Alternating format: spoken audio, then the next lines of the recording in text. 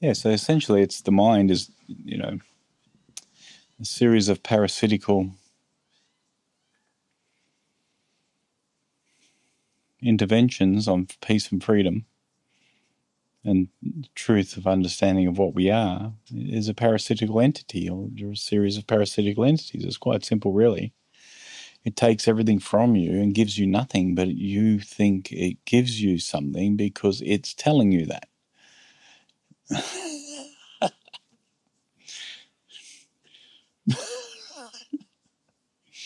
You're okay.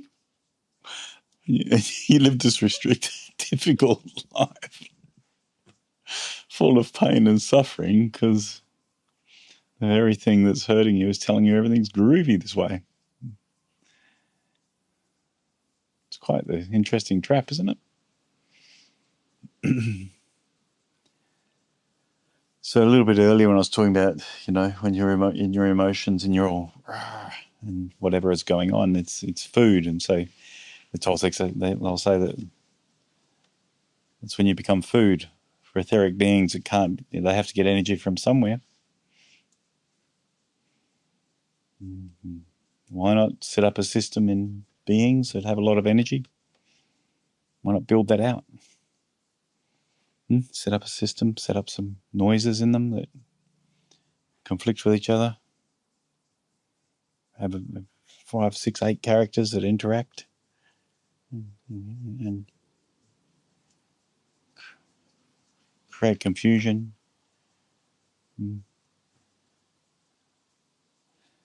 Bring the feelings, turn it into emotionality, and generate energy like batteries.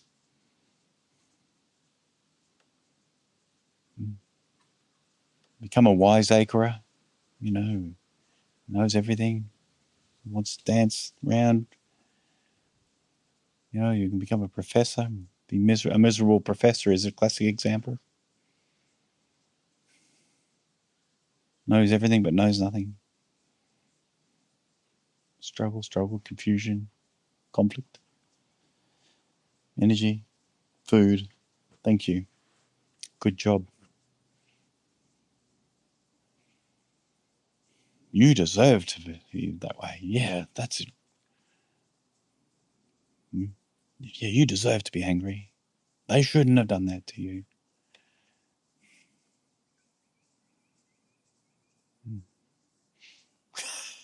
How dare they? Do they know who you are? Do they know what I've done? Where I've been? How special I secretly am? Etc., etc., right? So it's a very simple mechanism.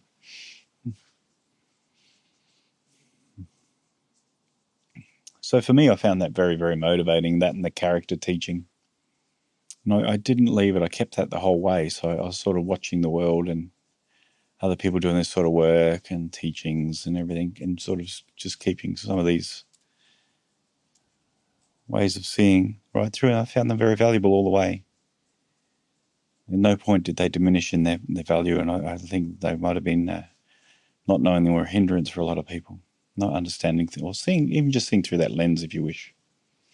It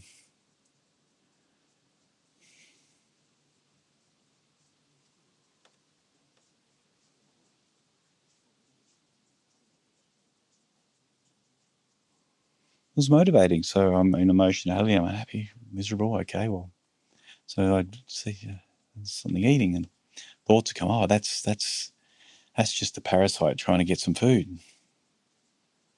Oh, I'm excited. That's just a parasite trying to get me excited.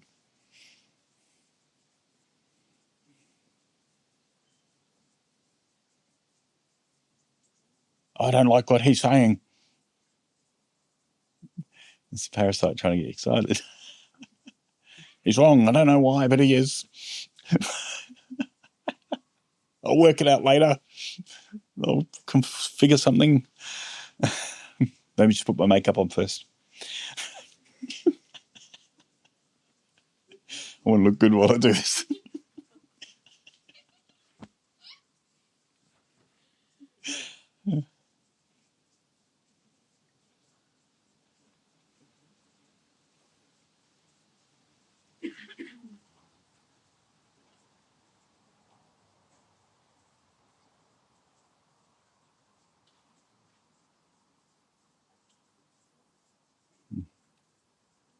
So I found it motivating. For some of you who go, no, it doesn't motivate me at all. But I found it motivating, and it worked, and it gets you outside of yourself being the I, and the separation, and that rope of me, the snake in the rope, the illusion of me.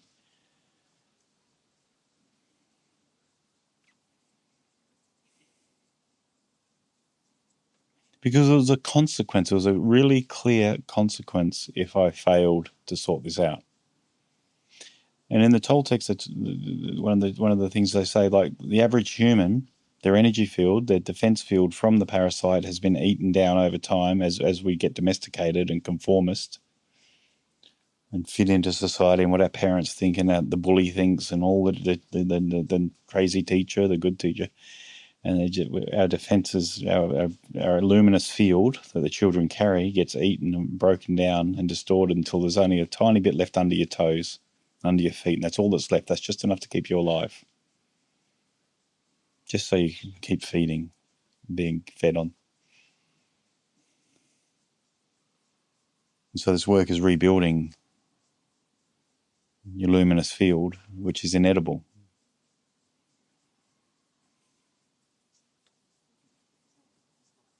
First, you have to stop the rot. First, you have to stop the destruction of the luminous field, the cocoon, as they call it.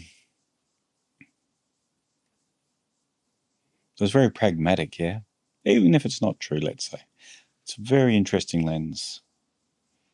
Even if you go, yeah, a bit of belief in that, all right, I'm not going to go for all that, but just a very interesting lens to motivate yourself.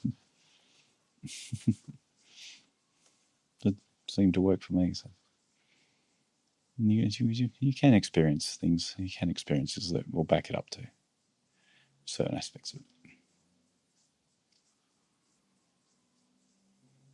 So, I guess an idea would be when we're possessed by anger, right? And it's just, you're gone. Whatever you are is completely gone in that moment, isn't it? It's just like a possession.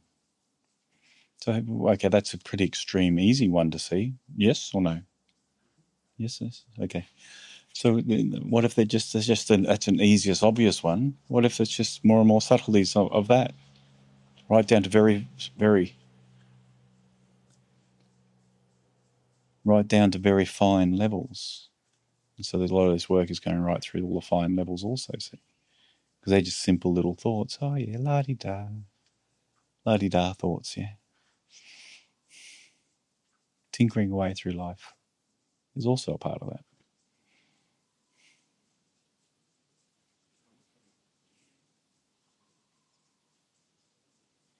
And folly, yeah, just looking for entertainment constantly.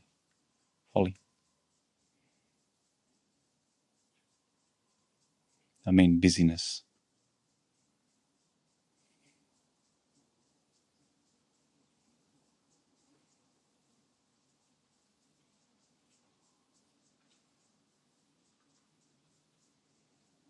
And so what we're doing here is rebuilding our luminous field, huh? And we become stronger and stronger and more powerful. And less can gnaw at us, chew at us.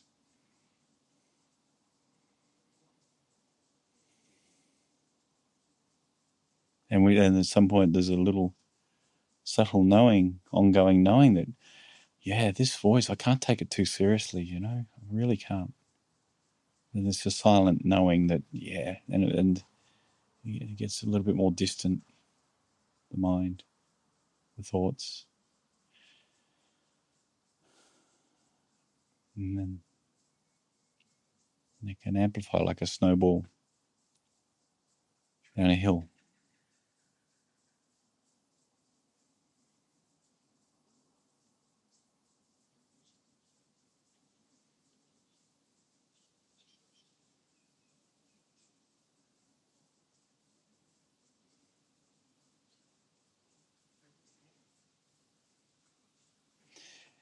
And the parasite, if it's been doing something, it's been building belief systems in you to cause conflict. You have a belief system, and something comes in different, there can be conflict within yourself. That's not how it should be. It shouldn't be right. Right or wrong, if there's a conflict going on in yourself, you're losing.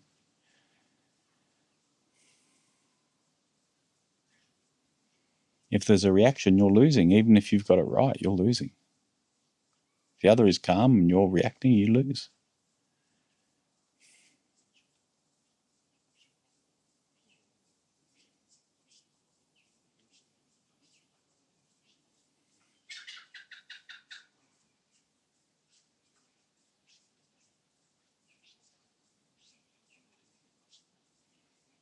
And so if you also see that, then you're taking away one part of the conflict equation. Yeah? It's about not being complex, it's about facts and truth and not reacting. And just trying to see and witness, witness, witness. Watch, watch, watch.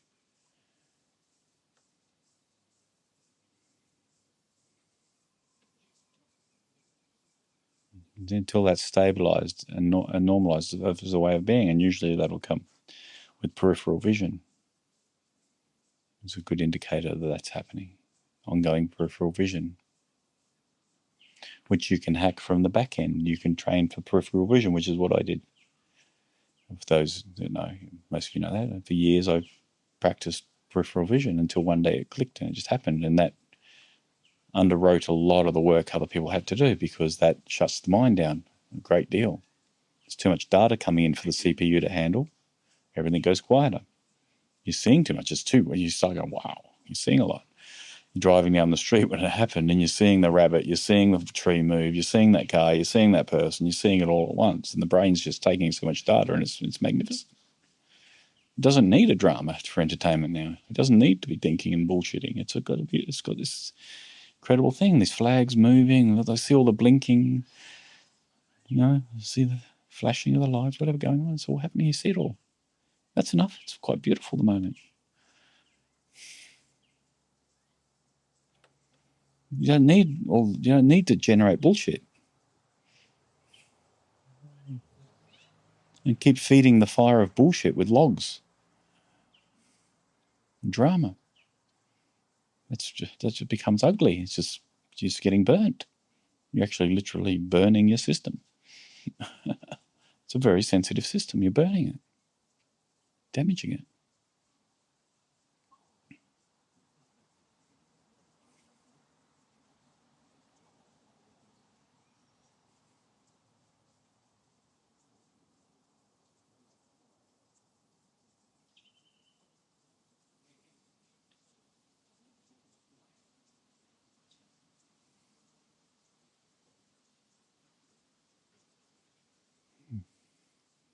So that's the parasite, or the flyer. It's got numerous names.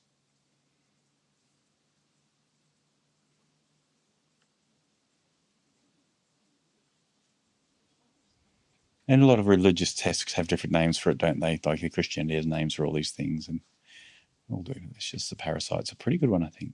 Once again, the Toltecs, I think, have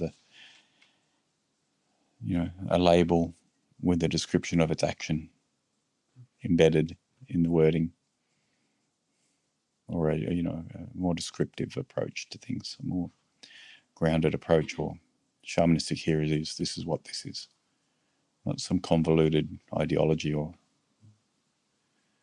theory.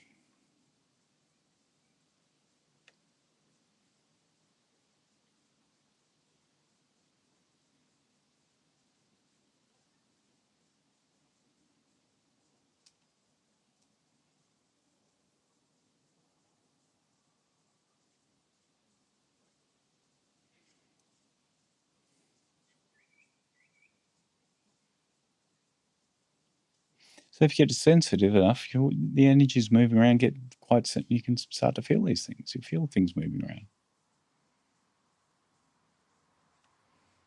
Not everything's coming from inside us. It's coming from around us and from others. It makes more sense.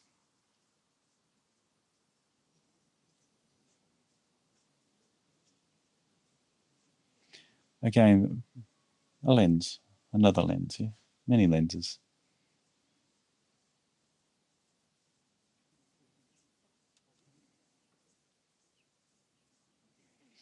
So the metote is the bit that is in conflict, isn't it? The characters create the conflict. They talk to each other, create the conflict, like that Inside Out movie a little bit, that cartoon.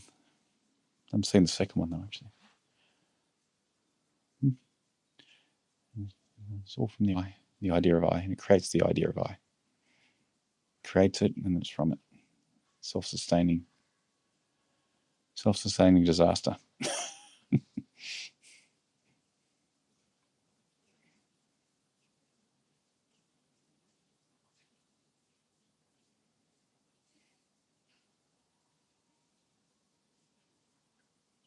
But the I is really just a word for those patterns and those interactions. That's all. It's not really a thing. It's a pointer.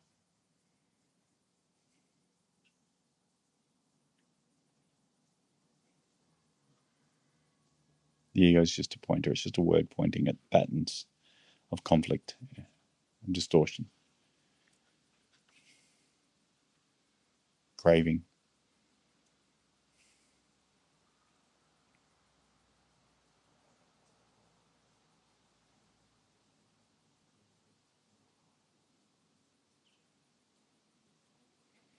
It's like the Four Noble Truths of the Buddha, isn't it? Life is suffering. Suffering is craving. There's a way out of suffering. And the Dharma is the way out. The teachings are the way out. And then there goes the Eightfold Path. Triple jewels, triple gem, whichever you wish. And that's the core of that. Life is suffering. It started there. Life is dukkha. Not dukkha, dukkha. Okay? Yes. Dukkha is delicious. Dukkha is not so tasty. Is it? No, it's dukkha. Dukkha. Okay, thank you. Backwards. You know what I mean?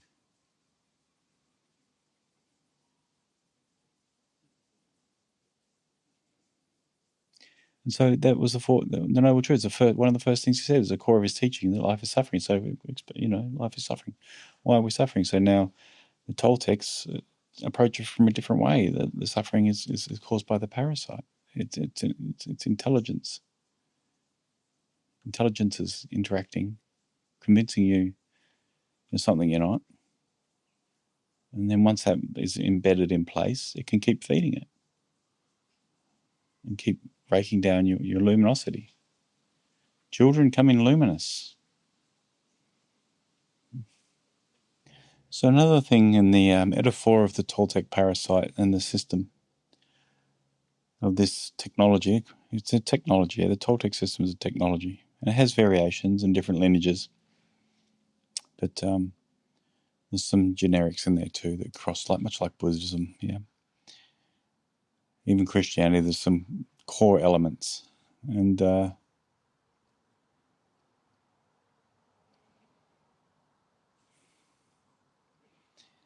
I talk about traps a lot and how you can't see where you're at until you're one layer behind it, yeah? That's why people come to Satsang, isn't it? Like there's somebody outside seeing my patterns. It's good. Hopefully let me know about them so I can actually get these obstacles out the way, because maybe I've realized it's not waiting for God through somebody else. It's me removing the obstacles to reveal God. Godliness, spaciousness, the vastness, right? It doesn't have to be focused on an entity or being, whatever you want to call it, or a space. It's a guidance, okay? And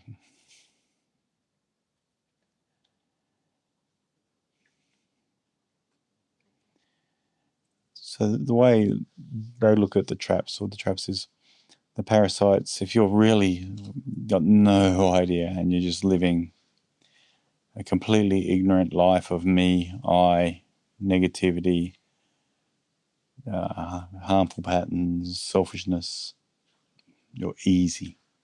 They have like the new recruits and the cadets handling you. There's nothing to be done. Let's just keep an eye on it. Just let it keep self-harming and feeding. You can feed off that. You don't have to do anything. Make sense?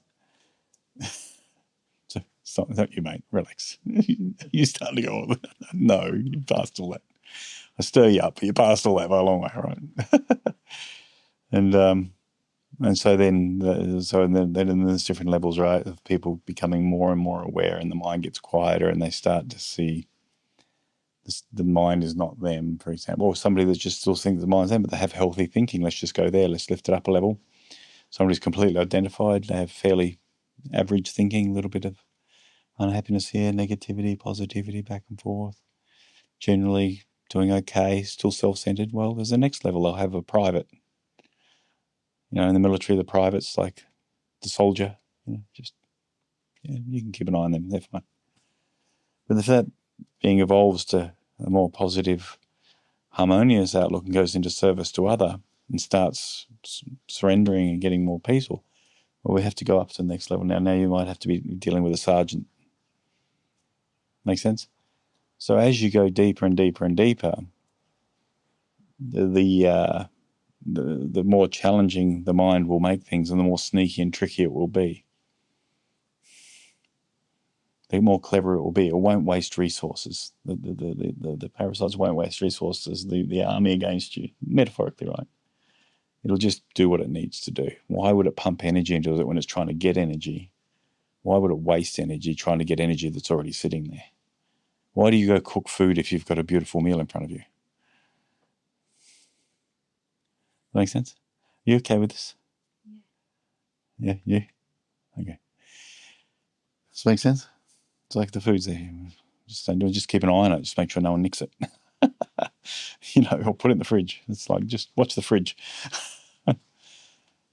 And so as we evolve and we get better and better at seeing the faults, and when we start rebuilding our luminous body,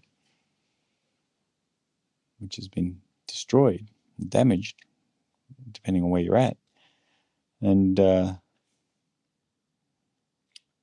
game gets harder. The game gets trickier and sneakier.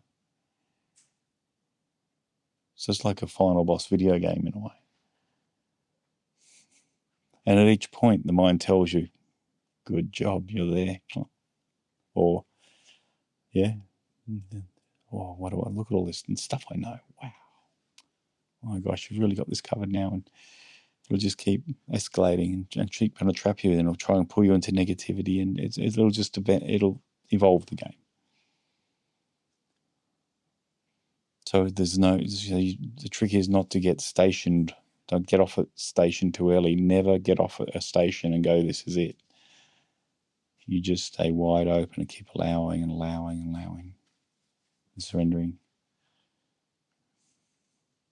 And that means there is no I that awakens at some point, really. It's just this now, ever,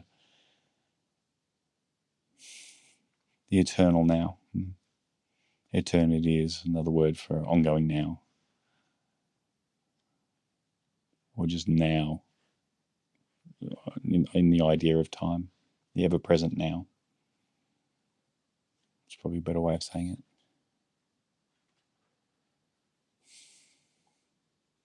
You see? And so as we evolve, all the way up to a general, you go to sergeant, to lieutenant, to commander, admiral, all the way up to the general. And now because there's only a handful of people there. You're at the top. You're at the top guy now, the top dude. You understand? So it's just a good way to understand that the deeper you go, the more challenging this can get, and not to get disheartened, but understand that's the game. You're evolving. Your understanding, your depth is evolving, and it's an ongoing practice. And it's not just this till a certain point of understanding that vigilance and the watcher needs to remain, and not the doer start coming back in.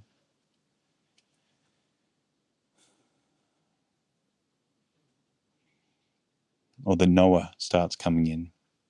So this is a lot of A lot of people are teaching, they come and teach too early, or they get off at a station, and or even if it's not an awakening practice, they become really good at a certain genre, say a Reiki or an energy healing, or a yoga instructor or something, and they'll get off at the station, and the parasite's gone, yeah, you can teach, you can make money from this. Wow, you can really, yeah, you're good at this. Okay, well, maybe you should start building something out, and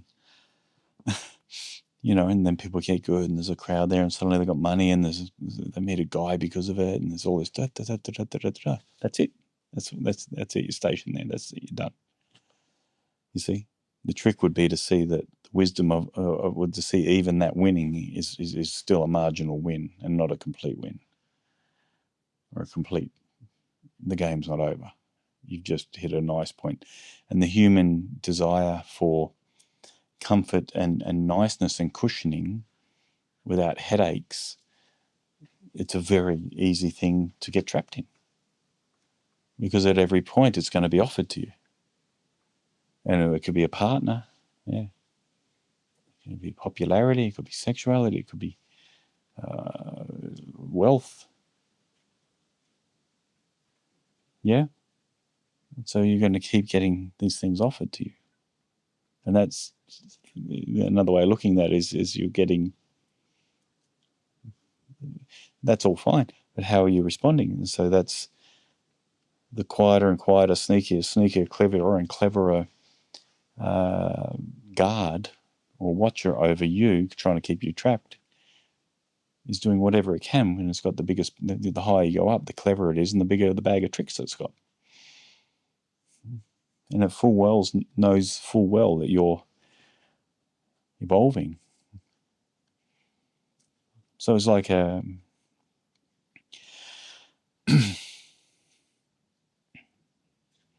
general in an army doesn't care what the privates are doing, really. It's worried or concerned about what the other general's doing. Makes sense? You're at the top of the peak. So you're still identified, but you're still in this battle. You're still in this battle until you completely surrender out of it and let go of everything, prepared to let everything go, and you hold on to nothing. And your yearnings come and you let them go, and you just don't grab onto anything, and you completely let go and fall, and grab onto the fruit. So you're able to do that and then stay there. And then it might be all sorts of hell might break loose, and there's mind attacks and tamasic energy, and people around you are going nuts and just being cruel and horrible, and it's just one thing after another. But can you still stay surrendered? Yes or no? Can you win or not? Or have they got you again? We tried all the nice stuff, now we're just going to slam you. And we're going to try some nice stuff again, then we're going to slam you. And we're going to keep going until we win. Relentless. The only way out is surrender and let go and pure witnessing. To not get hooked back in. The only way out. And that's challenging. And then now a year later, 2 years later, 3 years later, are you still watching? Or have you forgotten because you're patterning for so long as to be something else so different? You know what I'm saying? And yeah, when you wake up, you might have certain personality traits that are harmful and not in the way. Are you going to work on those? Are you going to keep healing? Are you going to keep undoing that? Or are you just going to stay static now and just force your way through the world? Or are you going to evolve? Are you going to let that keep evolving and soaking and being and trying to make it the highest good you can?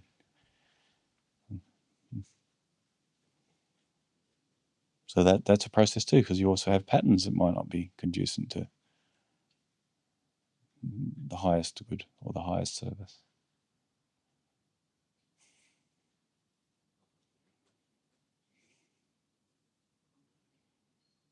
So it's to realize, just to understand metaphorically that you're dealing with the highest The higher you go, the higher the challenge becomes. Well, the more inward you go, the more challenging it becomes, you see. And it gets more subtle and more subtle and more subtle.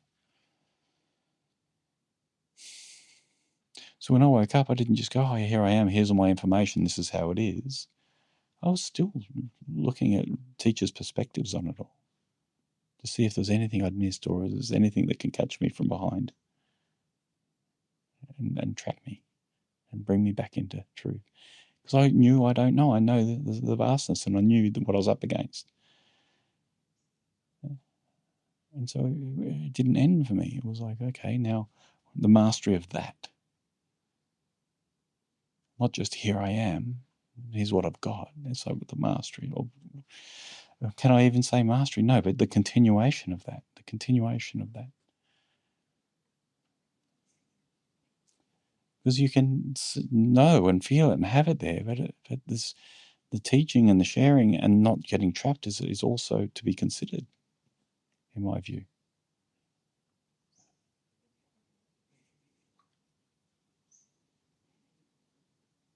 There's both skill sets. And the idea of waking up and you're this all-knowing God head that never makes mistakes is absolute bullshit and a con. And if anyone's selling that, watch out.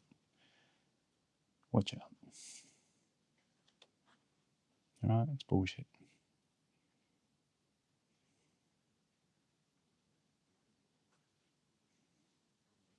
It's exotica. Because we're still moving through the world, a world of push and pull. How can you know everything in it? Come on. It's ridiculous. But there's an aspect behind it all, of course, but we're talking about worldly stuff now, being in the world, yeah? Moving through the world. To say you're never going to trip or stub your toe again is what? It's ridiculous.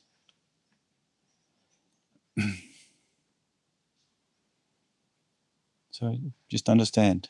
Do you get the idea of it? So you restfully remain the watcher. And there's a silent vigilance on anything that moves within. Like you become completely absorbed in your energy body, and that the skin boundary dissolves, and that becomes around you too. And that just keeps going and going and going and going.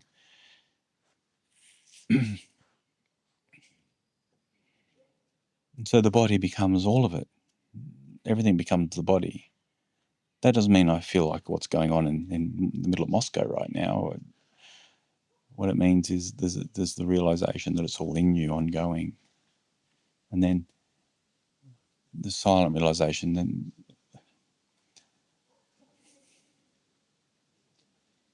and the watcher watches. And then what's aware of the watcher watches the watcher.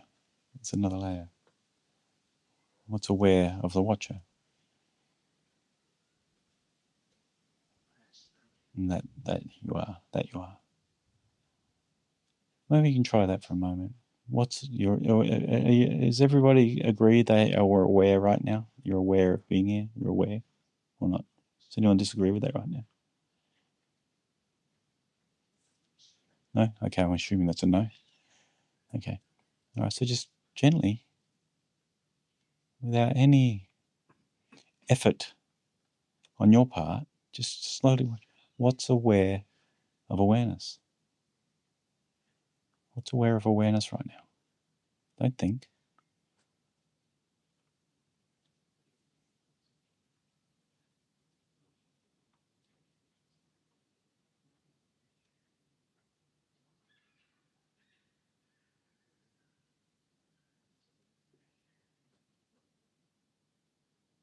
What's aware of awareness?